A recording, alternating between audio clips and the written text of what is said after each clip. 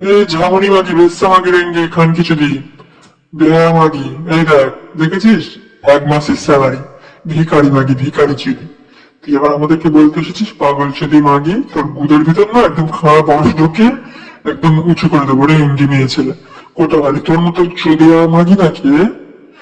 একটা কথা মাথায় রেখে দিবি, শুকনো লঙ্কায় না ঝালটা বেশি থাকে। তুই আমাদের কাছে পারবি না, বুঝলি তো? তুই আমার কাছে আর সোনালির কাছে একদম পারবি না, বুঝলি তো? আমাদের দেখে হিংসা করিস না, জ্বলিস না। দেখ, ভালো করে দেখ আর চল। আর আমার যা গয়না জুয়েলারি আছে না ব্যাংকের লকারে, দেখলে তো তুই একদম হার্ট ফেল করে যাবি। খান কিছু দিন মাগি দেওয়া আছে। তুই কি বলছিস যে আমার আর সোনালির পেটের বাচ্চা পেটের ভিতরে গ্যাস হবে?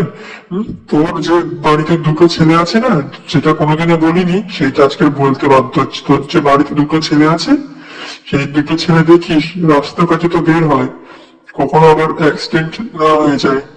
খান কিছুদিন এসে আমাকে এনজি মাগি। তোমার গুদে খুব চুলকানি উঠেছে, তুমি চোদাও না।